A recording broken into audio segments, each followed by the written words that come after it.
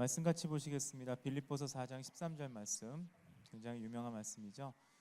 잘 하시는 말씀일 텐데 한번 말씀 함께 읽도록 하겠습니다. 빌립보서 4장 13절입니다.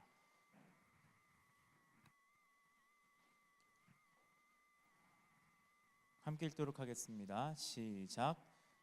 내게 능력 주시는 자 안에서 내가 모든 것을 할 수 있느니라. 아멘. 연말이죠. 연말이기 때문에 한 해를 좀 정리할 수 있고 또 한 해를 생각할 수 있는 그런 말씀을 전하려고 합니다. 아까 찬양도 마지막에 감사에 대한 얘기가 나왔고, 이 한 해를 정리할 때 많은 생각을 하게 됩니다. 올 한 해는 행복했는가? 또 올 한 해는 보람이 있었는가? 올 한 해는 좋았는가? 이런 생각을 하면서 한 해를 마무리하고 계실 거라고 생각합니다. 모든 사람에게는 누구에게나 그들이 지내온 생애의 역사가 있습니다. 그리고 지나보면 행복했다는 시간이 있습니다. 그리고 또 행복했던 시간도 있지만 다시 기억하고 싶지 않던 날들도 있습니다. 6.25를 겪으신 분들이거나 아니면 다양한 어려움을 겪은 사람들은 이런 기억들이 더 많은 것으로 알고 있습니다. 근데 인생의 연륜이 깊어가면 갈수록 사람들이 하는 공통적인 이야기가 한 가지 있다고 합니다. 그것은 뭐냐? 생의 행복. 인생의 행복은 소유의 넉넉함이나 평안한 환경이 있는 것이 아니라는 거죠.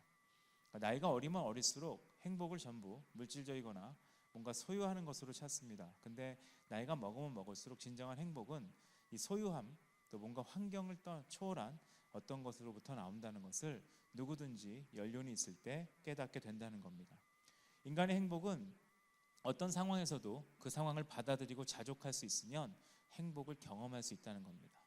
뭔가에 만족하는 거, 뭔가를 자족하는 거, 이것이 행복의 비결인 것을 연륜이 깊은 사람은 안다는 겁니다. 오늘 본문은 아주 독특한 본문으로 되어 있습니다. 여러분 다 아는 사도 바울의 고백입니다. 사도 바울이 꽤 나이를 먹었을 때, 그러니까 사도로서 나이가 먹었을 때 자신이 하는 고백을 기록해 놓은 것이 오늘 본문의 내용입니다. 이 배경은 사도 바울이 빌립보에 있는 성도들과 또 감독들, 집사들에게 편지를 쓸 때입니다. 근데 문제는 그가 감옥에 있을 때라는 겁니다. 일반적으로 알려진 감옥, 특별히 로마 감옥은 일상적인 생활에서 아주 격리된 매우 단조롭고 개인적 자유가 제한된 곳이었습니다. 이 감옥이라고 하는 곳은 감사하기 어려운 곳이고 또 감옥은 기쁨이나 행복을 주는 곳이 아닌데 사도 바울은 감옥이라는 환경 가운데서 지금 말하고 있는 고백을 하고 있다는 겁니다. 대부분의 사람들이 감옥에 가는 것을 싫어할 겁니다. 아마 여러분도 싫죠? 연말을 맞이해서 감옥에 한번 들어가 보고 싶다, 이런 체험을 하고 싶은 사람은 없을 겁니다. 감옥에 가기 싫은 가장 큰 이유, 감옥이 죄 지은 사람에게 나름 영향력을 줄 수 있는 이유는 그 감옥이라는 곳에 그 자족이라는 것이 주어지지 않기 때문입니다. 그러니까 만족스럽거나 감사한 환경이 감옥이라고 하는 곳에서는 없다고 합니다. 인간으로서 자족한 생활을 하려면 어느 정도 생활 여건이 갖추어져 있어야 한다는 것이 일반적인 상식입니다. 남자들의 경우는 차가 있어야, 여자들의 경우는 살 집이 있어야, 살림살이가 있어야 등등등, 또 결혼하면 자식이 있어야 등등등의 여러 가지 생활 여건, 환경이 갖추어져야 자족이 가능한데 감옥은 전혀 그런 것을 주는 곳이 아닙니다. 근데 놀라운 것은 이런 감옥이라는 환경 가운데 결혼도 하지 않은 한 사도가 이런 말을 우리 가운데 하고 있다는 겁니다. 나는 자족의 비결을 배웠다. 읽었던 빌립보서 4장 13절 앞부분에 나와 있죠. 나는 자족의 비결을 배웠다 라고 말을 하고 있습니다. 여기 사도 바울이 말하고 있는 자족의 비결은 소유와 환경과 관련된 것이 아닙니다. 이 본문 이 10절을 보면 이 10절 말씀에 아주 우리에게 좀 부담이 되는 말씀이 기록되어 있습니다. 한번 같이 읽어볼까요? 4장 10절 말씀 함께 읽는 김에 10절에서 12절까지 다 읽죠. 어차피 한번 읽을 것 같은데 읽겠습니다. 시작. 내가 주 안에서 크게 기뻐함은 너희가 나를 생각하던 것이 이제 다시 싹이 남이니 너희가 또한 이를 위하여 생각은 하였으나 기회가 없었느니라. 내가 궁핍함으로 말하는 것이 아니니라. 어떠한 형편에든지 나를 자족하기를 배웠노라. 나는 비천에 처할 줄도 알고 풍부에 처할 줄도 알아. 모든 일 곧 배부름과 배고픔과 풍부와 궁핍에도 처할 줄 아는 일체의 비결을 배웠노라. 이렇게 기록하고 있습니다. 사도 바울이 고백하는 이 고백에 대립되는 두 가지의 사항들이 반복해 나옵니다. 처음에 나오는 것이 풍부, 비천. 두 번째 나오는 것이 배부름, 배고픔. 그 다음에 다시 한번 나오는 게 풍부와 궁핍입니다. 이것은 대립이 됩니다. 왜냐하면 앞에 먼저 언급되고 있는 것은 우리가 만족할 수 있는 상황을 얘기하고 뒤에 나와 있는 내용은 우리가 만족하지 못하는 상황을 얘기합니다. 여러분이 한 해를 놓고 결산을 할 때 올해 참 행복했다라고 얘기하면 여러분은 풍부와 배부름과 풍부 가운데 있었을 겁니다. 난 올해 너무 힘든 한 해를 보냈다라고 얘기하면 여러분은 비천함, 배고픔, 궁핍 가운데 있을 경우에 그렇게 대답을 한다는 겁니다. 근데 사도 바울은 이것에 대해서 아주 독특한 표현을 합니다. 이 서로 대립되는 두 환경은 자족할 만한 여건이 구비됐을 때와 그렇지 못할 경우를 극명하게 대조시켜 줍니다. 근데 바울은 이 두 상황에 구애받지 않고 어떤 상황에서든지 자족할 수 있는 비결을 배웠다고 얘기합니다. 이게 사실 우리 가운데 굉장히 부담이 되는 말씀이죠. 왜냐하면 우리가 보통 빌립보서 4장 13절을 인용할 때 하나님이 내게 능력 주시면 나는 뭐든지 할 수 있다. 거기서 모든 일의 초점이 주로 어디에 맞춰져 있죠? 풍부, 배부름. 대학에 떨어진 사람 재수할 때 저는 한 2년 동안 재수 3수생들만 맡아서 교회 사역을 해본 적이 있습니다. 걔네들은 빌립보서 4장 13절을 굉장히 좋아합니다. 내게 능력 주시면 나는 올해 합격할 수 있다는 얘기죠. 그 앞에서 설교를 한번 한 적이 있습니다. 이 말씀은 그 뜻이 아니라 하나님이 너에게 능력 주시면 올해도 떨어질 수 있다. 그 말씀이라는 얘기를 꼭 집어 해줬더니 얼굴이 밝진 않더라고요. 왜냐하면 그런 뜻이 아니라는 거죠. 우리가 생각하는 능력을 하나님이 주시면 우리는 어디든지 있을 수 있다라는 뜻으로 해석하기보다 능력 주시면 나는 비천에서 풍부로 옮겨지고 배고픔에서 배부름으로 옮겨지고 궁핍에서 풍부로 옮겨진다고 보통 생각을 합니다. 근데 그렇게 이해하려면 이 앞에 나와 있는 구절이 우리를 압박한다는 거죠. 왜냐하면 이 대비되는 두 가지 상황에서 전부 자족하는 비결을 배웠다고 사도 바울이 고백하기 때문에 그렇습니다. 여러분, 사도 바울이 어떤 사람입니까? 사도 바울의 이전 다메섹 도상에서 부활하신 주님을 경험하기 전까지 그는 매우 이기적이고 독단적인 사람이었습니다. 만약 다메섹 도상에서 예수님 만나기 전에 사도 바울이 감옥에 갇혔다면 어쩌면 그는 생을 크게 비관하거나 혹은 자살을 했을지도 모르는 그 정도의 사람이었습니다. 그러나 그는 다메섹 사건이 있은 후에 그리스도 안에서 환경, 상황 이런 것들을 초월해서 자족하게 살아가는 비결을 터득합니다. 이 터득한 그의 비결은 우리가 일반적으로 생각하는 복음하고 많이 다르죠. 사도 바울이 자족할 수 있었던 것은 어쩌면 좀 심하게 표현하는 걸 수도 있고 직설적일 수도 있지만 요즘 너무 변질된 복음에서 강조하는 예수 믿으면 물질 회복, 건강 회복, 자손 회복과 같은 인간이 원하는 것은 무엇이나 다 만들어낼 수 있었기 때문에 자족한 것이 아닙니다. 우리가 생각하는 변질된 복음은 이거죠. 예수 믿으면 물질 회복, 예수 믿으면 건강 회복. 여러분, 교회에서 가장 많이 기도하는 게 물질이 없어서 기도하고요. 교회에서 가장 많이 신방 가는 게 건강을 잃어서 갑니다. 가장 많이 중보기도 하는 게 애를 못 낳아서 주기도 합니다. 이게 다르죠. 복음에서 얘기하는 복하고는 다릅니다. 그것으로 자족한 게 아니라 오히려 그것과는 반대의 것에서 자족함을 그는 배웠다는 겁니다. 사도 바울만 한번 딱 생각해 보세요. 사도 바울은 예수를 알고 나서부터 그는 어떻게 됐습니까? 사도 바울의 인생을 놓고 보면 딱 나눠지죠. 다메섹 도상 전후로 나눠집니다. 우리는 알기로 다메섹 도상 후에 바울이 낳은 사람입니다. 근데 우리가 기독교 관점으로 보지 말고 그냥 일반인 관점으로 봐보세요. 사울과 바울 중에 누가 낫습니까? 사울이 낫죠. 왜냐하면 사울은 사회적으로 지명도가 있는 사람이었습니다. 근데 그가 바울이 되고 나서 그는 어떻게 됐죠? 사회적으로 비천한 사람이 되었습니다. 극단적으로 설명하면 그는 예수 믿는 사람을 쫓아다니면서 죽이던 사람이었습니다. 그것도 공적으로 죽일 수 있는 사람이었습니다. 공적으로 죽였다. 요즘 말로 바뀌면 공권력이 있었다는 거예요. 힘 있는 사람이었어요. 근데 그는 입장이 어떻게 바뀌죠? 애매하게 얻어맞고 감옥에 갇히고 나중에 죽임을 당합니다. 사회적으로 비천해집니다. 두 번째, 그는 경제적으로 더욱 궁핍해졌습니다. 그가 기독교인을 쫓아다니면서 죽일 때 그는 자비량으로 했을까요? 기록이 없죠. 텐트를 만들면서 예수 믿는 자들을 쫓아다니며 죽였다, 이런 기록이 없죠. 그는 완벽한 후원을 받았어요. 폼나게 후원받고 돌아다니면서 사역을 했어요. 근데 그가 예수 믿고 나서 어떻게 됐어요? 경제적으로 더 어려워졌습니다. 그래서 그는 텐트 메이커, 텐트를 왜 만들었을까요? 텐트를 잘 만듦으로 하나님께 영광을 돌리기 위해? 그러면 그가 만들었던 텐트가 지금 남아서 어딘가에 보관돼 있어야 되잖아요. 사도 바울이 만든 텐트를 보라. 우리도 이 정도 만들어야 되지 않겠냐, 이런 얘기를 하지 않겠습니까? 아니요, 그는 물론 여러 가지 이유가 있지만 사역비의 상당 부분을 스스로 충당해야 될 정도로 경제적으로 어려워졌습니다. 그리고 정치적으로 영향력이 없게 됐죠. 그가 어떤 의견을 낼 때 그 의견이 통과될 수 있는 곳이 없게 되었습니다. 그럼에도 불구하고 이전보다 더 풍부해서 멀어지고 이전보다 더 배부름해서 멀어진 상태, 지금 감옥에 들어간 상태에 그는 자족이라는 말을 씁니다. 여러분, 자족이라는 게 뭘까요? 이 자족이라는 걸 할 수 있으려면 여러분은 자족할 수 있는 어떤 대상이 있어야 됩니다. 그것이 물질적이든 정신적인 것이든 대상 없는 자족은 불가능합니다. 아예 대상이 없다. 그러면 최고의 대상이 있죠. 나 자신이잖아요. 난 그냥 나 자체로 만족해. 대상이 있어요. 대부분이 자족할 때 대상으로 삼는 것들이 있습니다. 물질. 나는 돈이 있어서 만족이 있어.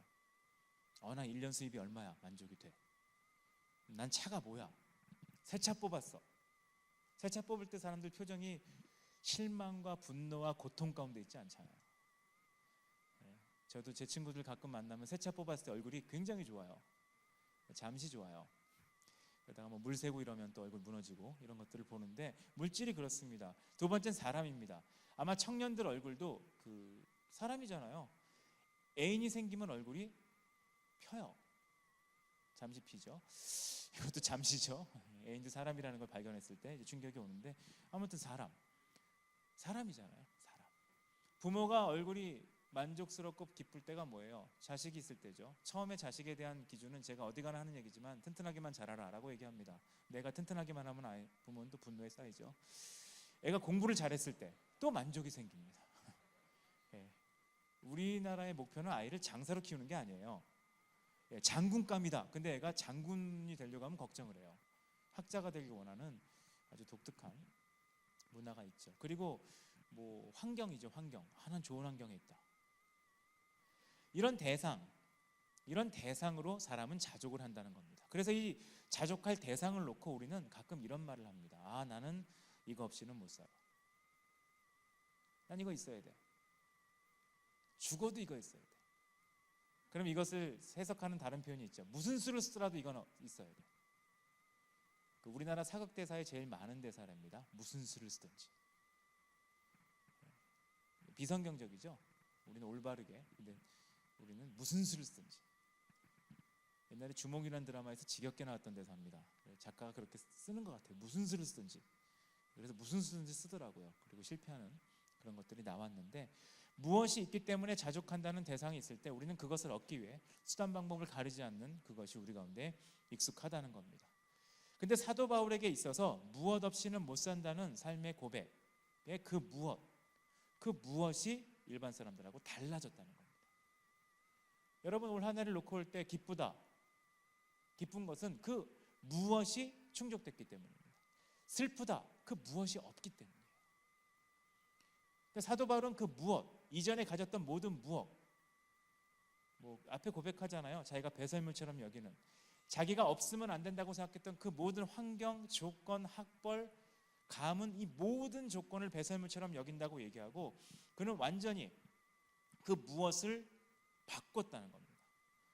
쉽게 없어지지 않는 것, 절대 뺏기지 않는 것, 절대 사라지지 않을 것, 우리 평생에 무슨 환경, 어떤 상황에 있든지 절대 우리를 실망시키지 않을 그 무엇으로 그의 자족의 대상이 옮겨졌다는 것이 빌립보서 전체의 고백입니다. 그게 뭐겠어요? 어쩌면 여러분에게 너무 익숙한 단어죠. 예수 그리스도입니다. 신앙인의 자족의 비결이 여기서 나와요. 그 대상이 무엇이다? 추수감사절 때 우린 감사의 제목을 씁니다. 감사의 제목을 쓸 때 보면 사람들에게 감사 제목을 써보세요. 그러면 감사할 걸 찾습니다. 감사할 걸 찾을 때 뭘로 찾을까요? 그 무엇으로 찾습니다. 아직 그런 걸 본 적은 없어요. 별로 못 봤어요. 우리 애가 우리 대학에 성적이 안 나왔는데 그래도 감사해요. 이런 건 잘 안 쓰죠. 왜냐하면 우리 무엇은 세상의 일반적인 사람과 비슷하게 정해져 있기 때문입니다. 근데 사도 바울은 이게 완전히 바뀌었다는 겁니다. 그래서 빌립보서 그 서두 1장 20절에 보면 굉장한 고백을 씁니다. 이거를 우리가 함께 읽고 함께 고백합시다 그러면 굉장히 무서워할 기록되어 있습니다. 그냥 제가 읽을게요. 같이 읽지 말고. 나의 간절한 기대와 소망을 따라 아무 일에든지 부끄러워하지 아니하고 지금도 전과 같이 온전히 담대하여, 여기까지는 부담이 없어요. 뒷말이 힘들죠. 살든지 죽든지 내 몸에서 그리스도가 존귀하게 되게 하려 하나니. 우린 이것도 이렇게 말하면 편해요. 살면서. 근데 이 고백이 무섭죠. 살든지 죽든지. 이 말씀에 나타난 분명한 한 가지는 바울이 그리스도를 경험한 후에 관점이 바뀌었다. 이게 예수 믿는 사람의 변화거든요. 예수 믿고 뭐가 변화될 것이냐? 교회를 나가기 시작했다. 큰 변화죠. 큰 변화죠. 근데 충분한 변화는 아니에요. 주일날 예배를 드리더라. 큰 변화죠. 그러나 충분한 변화는 아닙니다. 바울이 다메섹 도상에서 예수님 만난 이후에 그의 변화는 예배를 드렸다, 기도를 드렸다, 성경을 읽었다, 이 수준이 아니라는 겁니다. 이 관점이 완전히 바뀌었다는 겁니다. 뭐가 바뀌었다는 거예요? 삶의 목표가 바뀌었다는 겁니다. 여러분, 감사나 만족은 내 목표에 의해서 결정이 납니다. 내가 목표하던 것을 성취했느냐? 특히 요즘 젊은 세대인 분들은 목표가 많잖아요. 사실 옛날 분들이 만족이 많은 이유가 있어요. 죄송한 표현인데 우리나라 옛날 어르신들은 만족도가 지금보다 높다고 생각합니다. 그 이유는 뭘까요? 목표가 단순해요. 그런 거잖아요. 우리 집에 병 걸린 사람이 아무도 없다. 그냥 그거로 만족하는 거예요. 근데 지금은 우리가 병 걸린 사람이 아무도 없다는 거에 만족하진 않아요.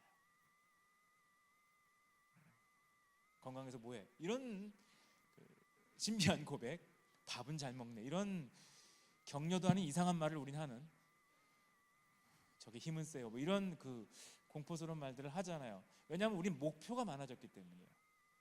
옛날에는 자녀가 아프지만 않아도, 중간에 죽지만 않아도 감사하던 시대가 있었습니다. 근데 지금은 그렇지 않아요. 늘 이렇게 안타까움을 갖고 있어요. 왜냐? 목표가 많아졌다는 거죠. 근데 사도 바울은 삶의 목표가 바뀌었습니다. 그래서 어떻게 바뀌었냐? 산다는 것이 자신을 위한 기회라고 생각했던 기준에서 그리스도를 위한 기회로 관점이 바뀌었다는 겁니다.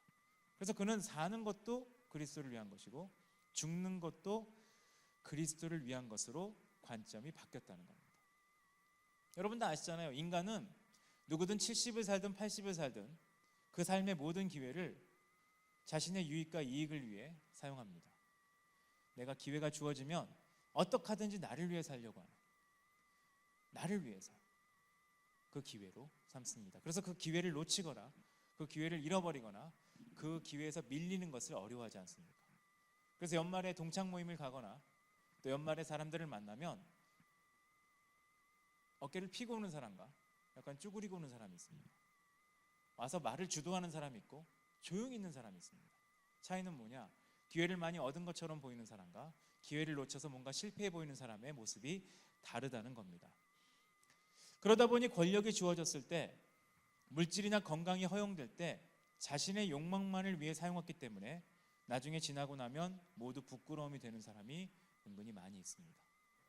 저는 제 지론 중에 하나가 있어요. 기회는 항상 위기다. 위기죠.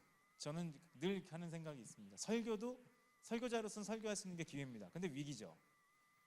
한 번 이상한 설교하면 저는 떠내려갈 수 있는, 어떤 사역의 책임을 맡았다. 기회입니다. 근데 위기입니다. 내가 드러날 수 있고 내 문제점만 밝혀질 수 있습니다. 기회죠. 자녀가 태어났다. 기회입니다.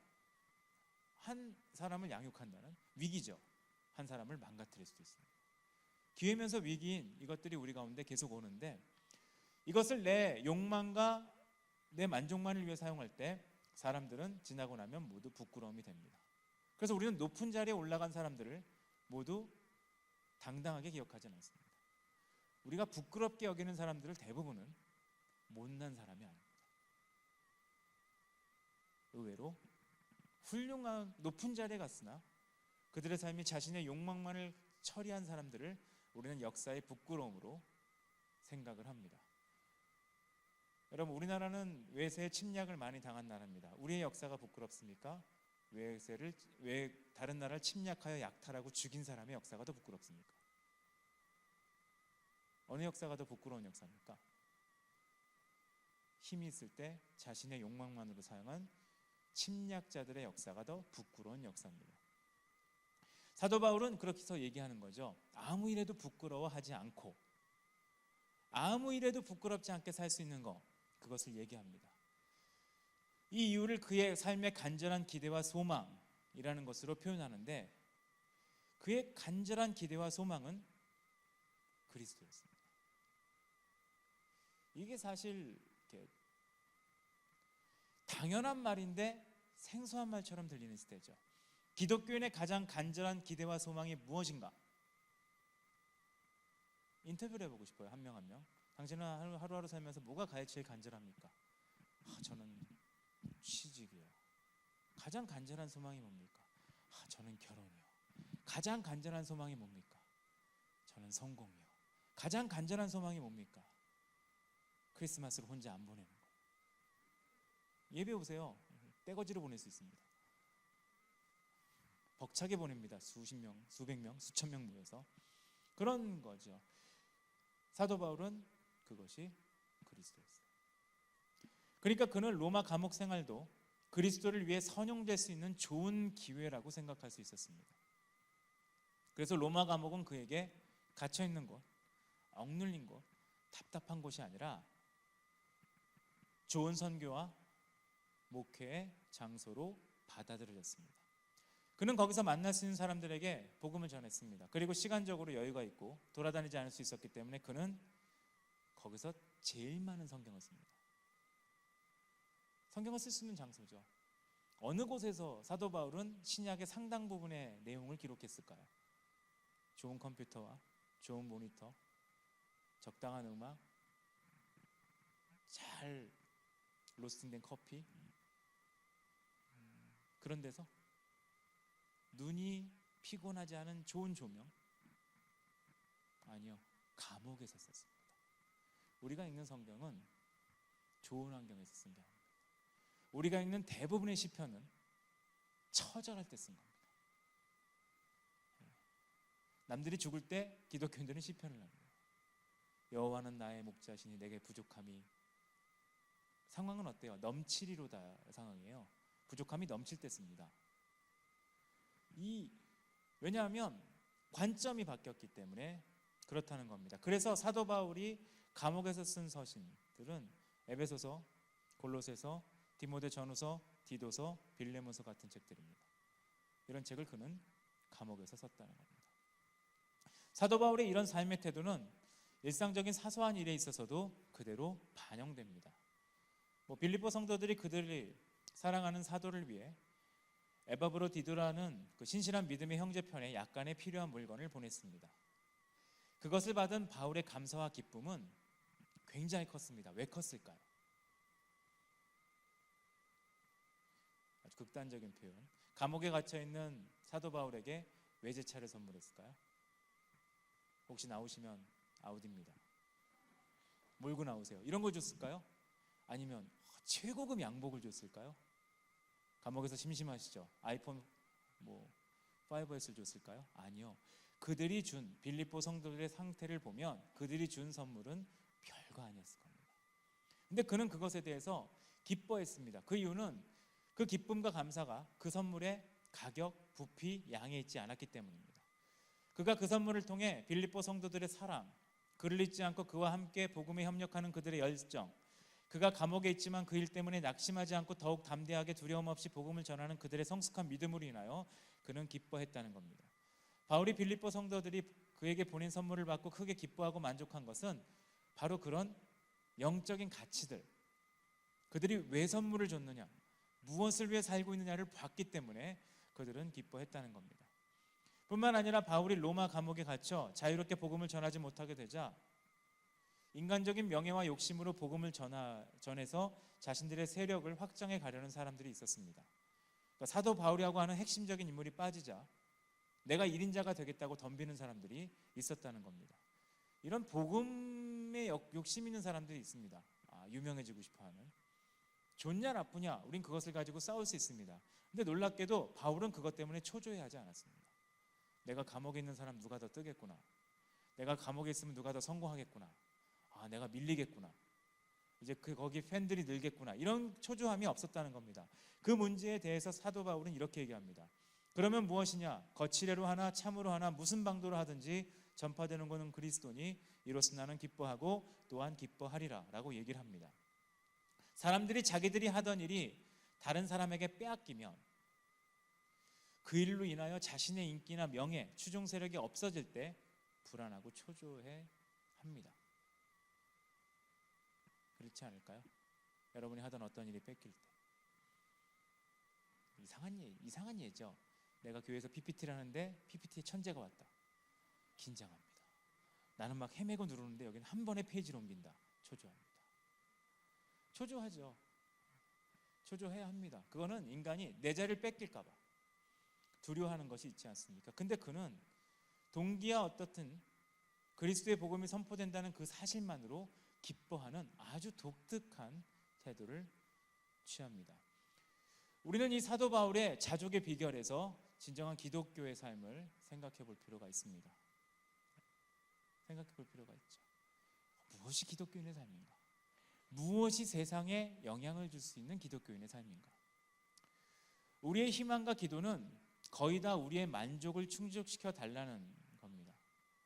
1년 내내 기도 제목을 들어보면 기도 제목은 대부분 자신의 희망과 만족에 대한 충족을 간구합니다. 그리고 이 만족과 충족을 빼앗아가는 방해 요인들이 있습니다. 저는 이것만 없으면 살 것 같아요. 전 이것만 해결되면 살 것 같아요. 저 인간만 없으면 될 것 같아요. 직장 다니는 청년들의 고민을 들어보면 고상사 하나만 없어지면 좋겠어요. 그렇다고 기도할 수는 없잖아요. 죽으라고. 요것만 해결되면 좋을 것 같아요. 이런 것들이 대부분의 기도 제목입니다. 이거는 나쁘진 않아요. 당연하죠. 인간은 그런 고민을 갖고 삽니다. 이것이 우리의 기도 내용입니다. 그러나 기독교의 진정한 자족의 비결은 금욕적인 억제나 자신의 욕망을 극대화시켜 나가는 것이 아니라는 것을 우리는 알 필요가 있습니다. 진정한 만족은 그런 환경, 상황이 아니라 예수 그리스도를 위해 사는 것으로부터 나온다는 겁니다. 요즘 다시 사람들에게 관심의 대상이 되는 목회자가 있습니다. 신학자죠. 본회퍼입니다. 본회퍼가 다시 인기를 얻는 이유, 아마 저는 제 추측엔 본회퍼랑 쉐퍼랑 다시 사람들의 관심권 가운데 들어올 거라고 생각합니다. 왜냐하면 지금의 세상의 모습이 100년 전하고 유사하거든요. 100년 전하고 유사합니다. 100년 전에 이 말이 참 그러네. 찬양 집회도 없었고 100년 전에 문화사역도 없었습니다. 왜냐하면 기독교에 실망한 사람들이 자유주의 신학으로 넘어갔고 기독교를 믿었더니 전쟁이 일어나고 전쟁 주도하는 사람이 기독교인이었고 기독교인을 믿었더니 기독교인이 썩었고 이런 것들을 보면서 사람들이 신학적으로 실망하고 또 신앙적으로 실망합니다. 그때 두 사람이 있었죠. 한 명은 기독교를 변증하여 설명해 주는 사람과 기독교 정신으로 미친 짓을 하는 것처럼 산 사람이 있었습니다. 근데 이 미친 짓으로 하면서 산 사람을 우리는 보네포라고 기억을 하는 편이죠. 그가 히틀러 암살에 동참했다. 이거는 논란의 여진 많습니다. 근데 보네포가 영향이 큰 이유는 그는 그대로 살려고 발악했던 그 시대의 신학적 조류, 그 시대의 목회자들이 살아가려는 방향을 떠나 옳은 것을 추구하려고 몸부림쳤기 때문에 그는 지금도 굉장한 영향을 주는 사람으로 남아 있습니다. 그때 그는 100년 전에 자기 시대 그리스도인들을 향해 이렇게 얘기했습니다. 값비싼 복음을 값싼 싸구려 복음으로 변질시켜 간다고 경고했습니다. 왜 경고했을까요? 100년 전이나, 사실 100년은 아니에요. 100년 전이나 지금이나 지난 세기나 지금이나 유사한 건 뭐냐? 기독교 신앙이 개인의 욕망의 극대화 혹은 금욕주의로 빠져버릴 때 값비싼 복음이 값싼 싸구려 복음이 되는 것이 여전히 반복되기 때문에 그렇다는 겁니다. 우리가 이 세상에 살면서 보다 참된 자족의 삶을 살아가려면 오늘 본문을 통해 하나님이 말씀하시는 이 메시지에 귀를 기울일 필요가 있습니다. 우리 삶의 참 감사, 참 기쁨, 참 만족의 비결은 우리의 생을 보다 본질적이고 궁극적 가치를 실현해가는 기회로 바꾸는 겁니다. 내가 뭔가 성취하고 얻어가고 뭔가 얻는, 스펙을 쌓고 성공하는, 뭔가 집을 넓혀가고 뭔가 환경을 만들어가는 기회로 얻기보다 좀 더 궁극적인 가치를 실현하는 기회로 내 삶을 전환하는 거라는 겁니다. 그렇게 될 때 우리는 비천에 처했든지 풍부에 처했든지 배부름에 있든 배고픔에 있든 풍부에 있든 궁핍에 있든 그 어떤 상황에서도 자족의 비결을 터득할 수 있다는 겁니다. 사람들은 자신들의 삶을 서글프게 하고 부끄럽게 하고 초라하게 만드는 것이 재물, 명예, 사회적 지위, 건강 이런 것이 없기 때문이라고 생각을 합니다. 내가 부끄럽다. 왜 부끄럽냐? 집이 없어서. 왜 부끄럽냐? 건강이 없어서. 왜 부끄럽냐? 이 나이에 아직 대리여서. 왜 부끄럽냐? 이 나이에 결혼을 못해서. 이렇게 생각을 한다는 겁니다. 이런 생각이 절대적인 신념으로 되어 있습니다. 근데 기독교, 하나님의 말씀은 그것이 아니라고 말합니다. 아니에요. 왜냐하면 아무것도 없이 이 땅에 사시다가 죽으신 게 예수님이거든요. 그럼 예수님은 세상에서 가장 부끄러운 분입니다. 그럼 우리는 그분을 믿는다는 것은 말도 안 되는 거죠. 성경은 그렇게 말하지 않습니다. 이런 것을 부끄러움으로 여기는 사람들은 하나님 없는 사람들이지, 하나님을 믿는 사람들은 이것이 아니라는 겁니다. 우리가 믿는 성경 그리고 기독교의 복음에서는 분명히 죽음, 이별, 질병, 재난, 궁핍, 배고픔과 같은 것들이 우리의 삶에 영향을 주지 않는 자족한 삶의 길이 있다는 것을 말해줍니다. 배고프든 배부르든 이것이 우리에게 영향을 주는 게 아니라 그것을 뛰어넘는 다른 차원의 자족함이 우리 삶 가운데 있다는 걸 말해주고 있다는 겁니다. 사도 바울은 그것을 깨달았습니다. 사람들이 사회적으로 성공하고 출세하는 값싼 복음은 쉽게 믿습니다. 지금도 그럴 겁니다. 누가 농담으로 얘기합니다. 저랑 친한 사람들이 저한테 농담으로 얘기해요. 교회 사역을 좀 더 잘하는 방법. 농담으로 얘기해요. 적당히 안수해주고, 적당히 축복기도 해주고, 적당히 좋은 말 해주면 사람들이 좋아할 거다. 어떤 사람은 저한테 충고도 해요. 나이 많은 장로나 권사님들이 듣기 좋은 설교를 해야 된다. 저는 제 성격하고 되게 안 맞아요. 저는 그런 설교를 하면 제가 병들 거예요. 제 성격에 속 터져 죽을 수 있는. 의도가 어쨌든 성경은 값비싼 복음을 우리 가운데 제안하고 있다는 겁니다. 값싼 복음. 여러분 성공, 출세 다른 종교에 가도 얘기합니다. 점집 가세요. 점집에서 이런 점괘가 나요. 고난을 받으리라. 너의 죽음도 유익함이라. 이런 점괘가 나와요. 기독교만이 하는 놀라운 고백이라는 겁니다. 하나님께서는 우리의 만족을 위해 외적 조건을 쉽게 바꿔주시지는 않습니다. 여러분 신앙생활 하신 지 몇 년 되셨어요? 신앙생활 하면 할수록 저는 깨닫는 게 그거예요. 하나님께 막 기도해도 하나님은 우리의 외적 환경을 쉽게 바꿔주는 분은 아니에요.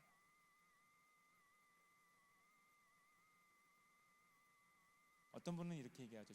제가 아는 후배가 페이스북에 쓴 글인데 사람들은 뭔가 외적 환경이 바뀌지 않거나 뭔가 성공이 안 되면 이렇게 얘기한대요. 기도가 부족해서, 내가 믿음이 부족해서. 그 기도는 언제쯤 안 부족할까요? 그 믿음은 언제쯤 넉넉해질까요? 그렇게 글을 써놨어요. 잘 썼죠. 자기가 생각하다가 고민이 생긴 거예요. 사람들은 자기 외적 환경이 안 바뀌는 이유가 내가 기도를 안 해서라고 생각하는 거예요. 아니요. 우리의 외적 환경이 쉽게 안 바뀌는 이유는 기도를 안 해서가 아니에요. 하나님이 그것을 쉽게 바꿔주지 않으십니다. 대신 하나님이 우리 가운데 원하시는 것은 우리가 그것에서 자족해 갈 수 있는 사람으로 우리를 변화시키신다는 겁니다. 환경이 바뀌면 그거 단순하잖아요. 좋으면 웃고 싫으면 우는 사람. 그럼 그 사람이 성숙해진다는 건 뭐죠? 싫어도 할 수 있는 사람입니다. 여러분이 어른이 됐다는 게 뭐예요? 어른이 됐다는 것은 하기 싫은 일도 할 수 있다는 겁니다. 힘든 일도 한다는 겁니다. 성경적 표현으로 얘기하면 고기도 먹을 수 있는 거잖아요. 질긴 것도 씹을 수 있어요. 근데 애기들은 싫으면 안 해요. 자고 싶으면 자요. 성숙이라는 건 그런 거거든요. 하나님은 우리가 만족보다 더 성숙하기를 원하십니다. 여기서 자족한다는 말을 우린 또 이렇게 이해합니다. 우리 민족 성향상 자족 그러면 자꾸 이쪽으로 가요. 체념, 포기로 가요. 그렇게 해석하죠. 공부를 못해요. 전 만족해요. 전 공부를 포기한 거다. 이런 쪽의 자족을 얘기하는 게 아닙니다. 이 자족이라는 말은 체념 포기가 아닙니다. 내가 어떤 상황에 있든지 조용히 하나님 앞에 나가가 하나님의 음성을 들으면 하나님께서는 우리에게 원하시는 것이 있다는 것을 말씀하십니다. 내가 지금 좀 더 어려운 환경에 있습니다. 내가 좀 마음에 안 드는 환경에 있습니다. 그때 내가 주님 앞에 나아갈 때 하나님은 우리 가운데 말씀하셔서 그 일의 이유와 그때 어떻게 해야 될지를 말씀해 주신다는 겁니다. 그리고 그것 가운데 뭔가를 하게 하십니다. 그리고 그 상황이 그 일을 위한 기회가 되는 겁니다. 여러분이 좀 궁핍해 있다. 궁핍해 있는 환경 가운데 하나님 앞에 나가 음성을 들으면 하나님은 그 이유를 여러분 가운데 설명해 줄 수 있습니다. 이유가 이해가 안 된다. 그러면 하나님은 여러분에게 뭘 하라고 말씀하실 겁니다. 그럼 그 과정을 통해 여러분에게 얻어지는 것은 성장, 성숙, 그리고 기회가 주어진다는 겁니다. 결국 하나님이 여러분 가운데 묻고 계시는 핵심이 뭘까요? 어떤 사회적 지위, 명성을 갖고 있느냐가 아니라는 겁니다. 넌 2013년에 어떤 사회적 지위를 얻었냐? 너는 2013년에 무엇을 얻었냐? 얼마를 벌었냐? 어떤 명성을 얻었냐? 얼만큼 유명해졌냐? 얼만큼 성공했느냐? 뭘 가지고 있느냐? 이걸 물어보시는 게 아니라는 겁니다. 하나님이 우리 가운데 평생 묻고 우리를 성장시키는 질문은 이겁니다. 너는 무엇을 위해 어떻게 살 것이냐? 너는 2013년 동안 무엇을 위해 살았냐? 그리고 그것을 위해 어떻게 살았냐? 정치를 하는 사람, 사업을 하는 사람, 예술을 하는 사람, 교사, 군인, 법조인, 종교인, 자선사업가들에게 하나님이 묻고 계신 것은 딱 하나예요. 너희는 무엇을 위해 그 일을 하냐? 여기 모여있는 한 분 한 분에게 하나님 물어보는 질문은 같다는 거예요. 여러분 한 해 동안 한 일이 있을 겁니다. 전 여러분을 몰라요. 여러분이 어떤 일을 하는지 모릅니다. 어떤 분은 사회적으로 명성이 있는 일을 할 수 있고 어떤 분은 없는 일을 할 수 있습니다. 정규직일 수도 있고 아닐 수도 있습니다. 하나님은 그걸 물어보지 않아요. 다른 질문을 하죠. 너는 무엇을 위해 그 일을 하느냐? 이것에 대한 대답을 분명히 할 수 있다면 여러분은 자족의 비결을 배워갈 수 있습니다. 이 질문에 대한 대답이 아까 읽었던 빌립보서 4장 13절 말씀입니다. 내게 능력 주시는 자 안에서 내가 모든 일을 할 수 있느니라. 사도 바울이 집중한 건 뭐예요? 내가 능력 주시는 자 안에 있느냐예요. 여러분이 한 해 동안 여러분의 한 해를 돌이켜보고 체크해 볼 수 있는 일이 한 가지 있습니다. 그건 뭐냐? 내가 모든 일을 했느냐가 아니에요. 나는 능력 주시는 자 안에 있었느냐? 그 안에서 한 것이냐? 만약 능력 주시는 자 안에서 했다면 나는 모든 걸 할 수 있어요. 성공이든 실패든 높아지든 낮아지든 중요한 건 높아졌냐가 아니에요. 여러분은 그렇지 않지만 어느 날 교회가 그런 일이 생긴 때가 있죠. 청년부에 나올 수 있으려면 좀 성공해야 나와요. 저는 어떤 청년부를 갈 때마다 청년부 수련회 이런 데 갈 때마다 아쉬운 게 뭔가 취업에 꼬이고 힘든 사람들은 수련회를 잘 못 와요. 나름 좀 직장이 안정된 사람들이 청년부에 와서 이렇게 길을 쓰고 있어요. 이제 한 가지만 남은 거예요. 결혼. 청년부는 뭐 정체성이 결혼 못한 자들의 모임이니까 아무튼 이렇게 애를 씁니다. 그래서 서로 이렇게 스캔을 하죠. 얼굴은 반반한데 스펙이 막 이렇게 막 이런 것들을 합니다. 이게 뭐예요? 슬프지 않아요?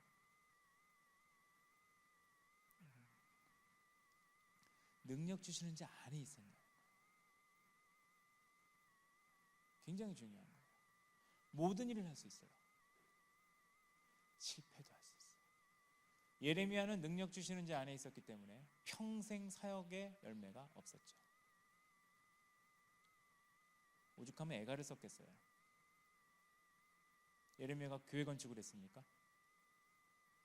몇만 명을 모여서 집회를 했습니까? 한 게 없어요. 나중에 울어요.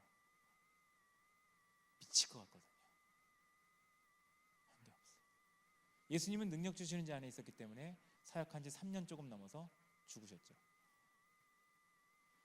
능력 있는 자 안에 있었느냐? 이거를 예순단에서는 표현을 그렇게 하죠. 하나님이 있으라는 곳에 있었느냐? 같은 말인 것 같아요. 능력 주신 자 안에 있었는가? 성공했냐 성공 안 했냐보다 더 강력한 질문이에요. 내가 능력 주시는 자 안에 있었다면 나는 지금까지 걸어온 내 인생의 모든 시간이 부끄럽지 않습니다. 근데 내가 능력 주시는 자 안에 있지 않았다. 그러면 내가 성공했을 수 있어요. 근데 부끄러울 수 있는 것이 우리 삶의 모습이라는 겁니다.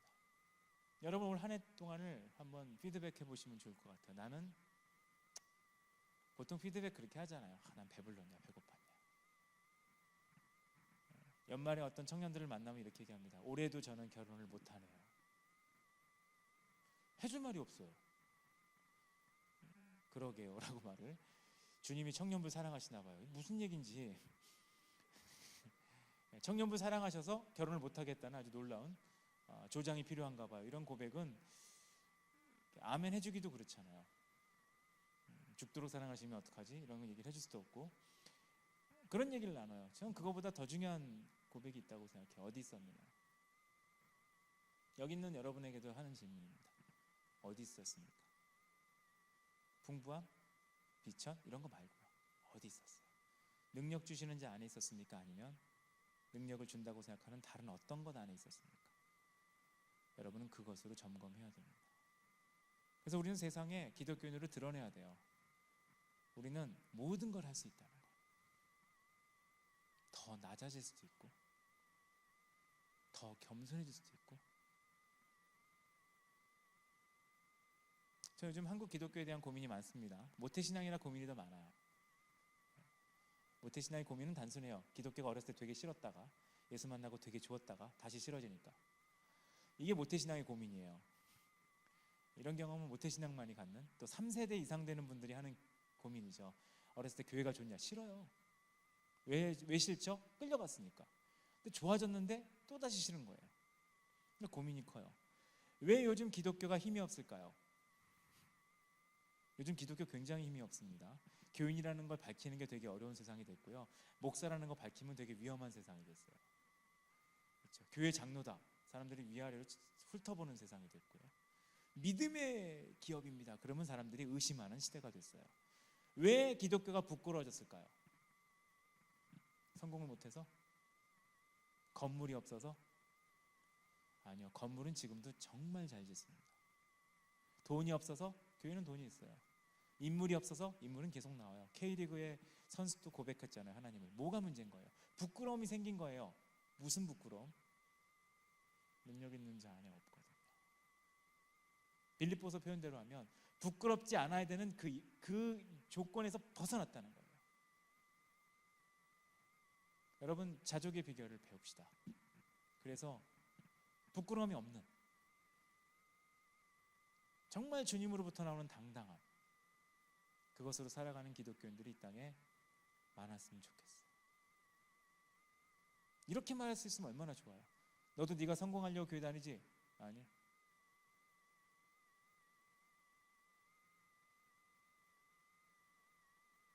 학부모들이 이렇게만 대답했을 때 얼마나 멋있어요. 어머니는 자녀가 좋은 대학 가라고 그렇게 열심히 기도하시죠? 아니요. 이 대답만 할 수 있어요. 우리 세상을 바꿀 수 있어요. 그럼 왜 이렇게 열심히 기도하세요? 우리 애가 뭘 하든지 대학에 들어가든 떨어지든 하나님 안에 있으라고 기도합니다. 이런 학부모가 나와야 되거든요. 무슨 수를 쓰든지 좋은 대학 가고 나서 보자가 아니라 그리스도 안에 있는 그 일체의 비결을 배우는, 저는 그런 분들이 나왔으면 좋겠어요. 목마른 거죠. 좀 성공 안 해도, 좀 못 살아도. 우린 역사적으로 부자를 기억하지 않습니다. 역사적으로 가장 성공한 사람을 기억하지 않아요. 누굴 기억하죠? 역사적으로 가장 믿음이 있던 사람을 기억합니다. 그들은 일체 비결을 배운 사람들이에요. 우리가 기억하는 위대한 기독교인들은 실패한 사람들이죠. 선교 역사에서 가장 도전을 많이 주는, 제가 굉장히 자주 인용하는 사람인데 짐 엘리엇이라는 사람이 있습니다. 그는 선교로 따지면 한 게 하나도 없어요. 도착하자마자 죽습니다. 근데 그가 왜 대단한가? 그는 항상 능력 주시는 자 안에 있으려고 받은 거랬거든요. 여러분 온 한 해를 그 관점으로 점검해 보시고 2014년을 준비할 때 기도하시면 좋겠어요. 송구영신 예배 드릴 거 아니에요. 송구영신 예배 때 올해보다 내년에 더 많은 복, 성경이 말하는 복을 정의해드리죠. 하나님께 가까이 함이 복이에요. 내가 내년에 더 하나님 안에, 혹 내가 지금보다 경제적으로 어려워져도, 내가 더 비천해진다 하더라도, 내가 더 배고파진다 하더라도 나는 그것에 목표를 두는 게 아니라 어떻게 하면 내가 더 능력 주시는 자 안에 있을까? 내가 무엇을 위해 사느냐? 내가 어떻게 더 주를 위해 살 것이냐를 고민할 수 있는 그런 새해를 준비하는 12월이 되셨으면 좋겠습니다. 그리고 이 땅의 교회를 위해 기도하실 때도 그런 교회들이 있을 수 있게, 그런 기독교인들이 나올 수 있게 함께 기도할 수 있는 여러분 되셨으면 좋겠습니다. 같이 기도하겠습니다. 이 시간에 좀 기도할까요? 사도 바울이 고백한 고백, 여러분은 자족을 하실 수 있는 분들이 좀 생각하시면서 이 시간에 기도했으면 좋겠어요. 하나님, 저는 무엇을 위해 살까요? 저는 올해 한 해 동안 무엇을 위해 살았을까요? 제가 오늘 한 해를 하나님 안에서 돌아볼 때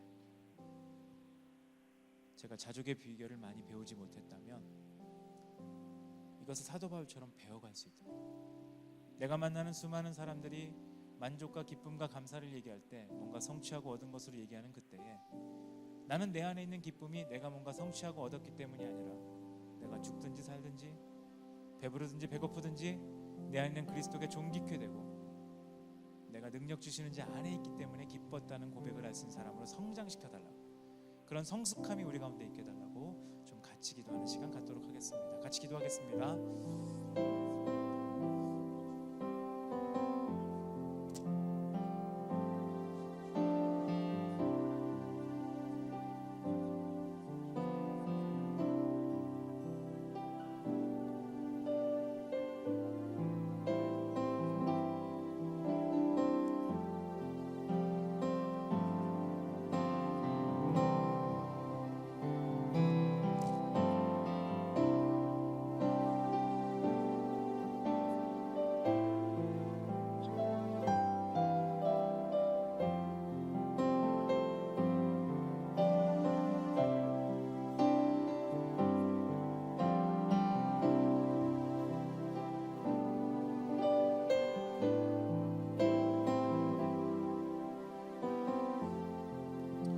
이 시간에 한 가지만 더 기도할까요? 여러분 중에 자족하거나 만족할 만한 환경이 아니신 분들이 혹시 계십니까?